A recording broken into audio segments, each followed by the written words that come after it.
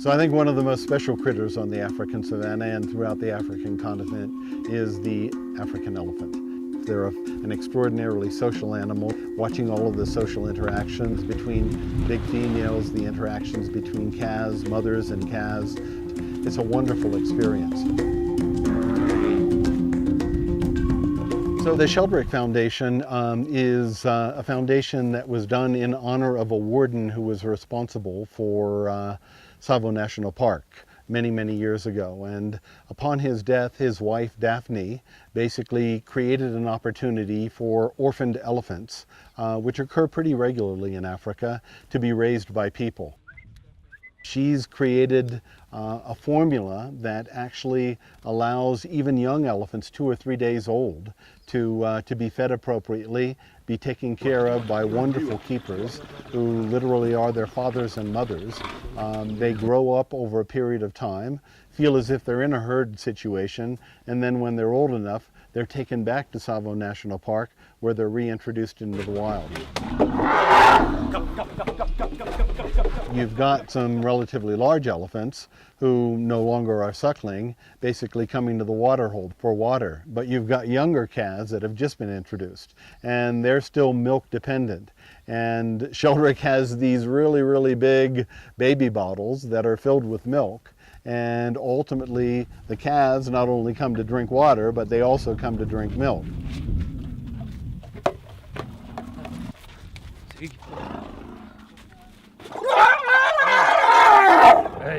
So welcome, Edwin is my name, and this is the David Sheldrake Wildlife Trust. This is a project that was started officially back in the year 1977.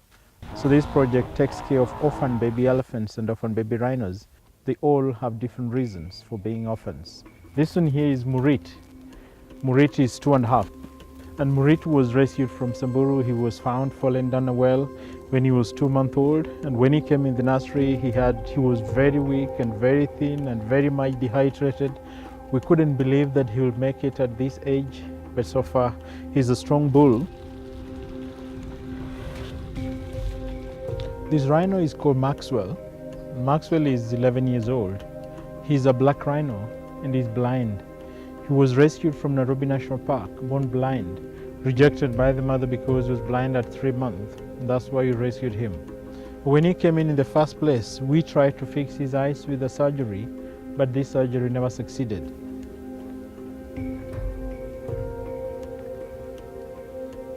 Look at this elephant with a bad leg. His name is Lugard, and Lugard is almost 2 years. He was shot in the knee. We want to believe it's the poachers who did this. This one here is called a Sambu, and the Sambu is suspected to have been a poaching victim. The mother is believed to have been killed by poachers due to the trade in ivory, and that's why she was left alone.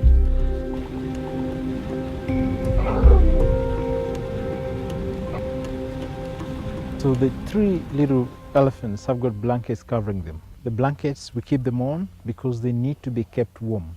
Elephants are very much susceptible to pneumonia, and treating them becomes a problem.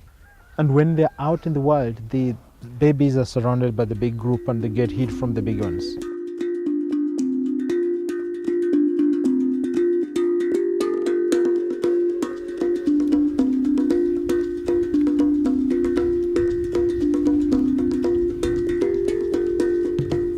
Well, I think it's safe to say that elephants love water. They love to drink water, but they love water for other reasons. They love to take a bath. They particularly love to take a mud bath.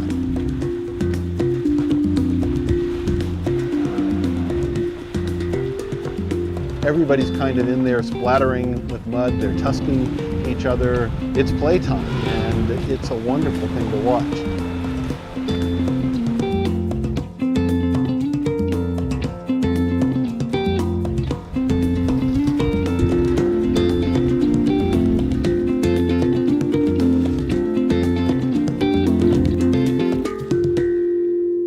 I'm really quite concerned about the future of African elephants these days. The last 3 or 4 years, we've lost about 35,000 elephants a year due to poaching. So 35,000 elephants a year being lost to poaching ultimately nets us with a population of about 350,000. That's it. on the continent. And so if we continue to lose that many elephants on an annual basis, the numbers are not sustainable, and it means that we may live in a world without elephants. Africa is in a poaching crisis. And in response to this poaching crisis, AWF continues to work in the landscapes and protect wildlife there with habitats and human-wildlife conflict, but certainly the crisis needed crisis level measures. And we have three prongs approach. One is to stop the killing, putting boots on the ground. Our second prong is stop the trafficking. And we chose two things. We chose to enhance prosecutions and enhance sentencing, looking at the laws, training prosecutors, and making sure that when somebody is caught, they can have commensurate deterrent punishment. We looked at various measures, and one of the tools that we zeroed on is the sniffer dogs. In KWS, we have two types of dogs. We have sniffers, who are stationed in our exit and entry points, and we have tracker dogs, which are stationed in the field in our national parks and protected areas. Their work mainly is to track the poachers in the area. If the poachers manage to kill an elephant or any wildlife, they must find their way out. And that is why we have sniffer dogs at our exit points like Jomo Kenyatta Airport and Mombasa. The dog will sniff each bag, and the dog will show you which bag is there. This is one of the airports that many of African countries are transiting when you go to the other countries of the world. And every moment they try to pass through the Jomo Kenyatta International Airport, with the help of our dogs, we managed to arrest them and stop them. And we did a lot of recoveries, more than 600 kgs of elephant tusk, more than 100 kgs of rhino horns at this airport. Asha is a good dog, and she's faster, and I'm also faster too. And that is my relationship with Asha. So when it comes to work, it's really work. When it comes to play, we really play with Asha. So we have a good connection, bonding.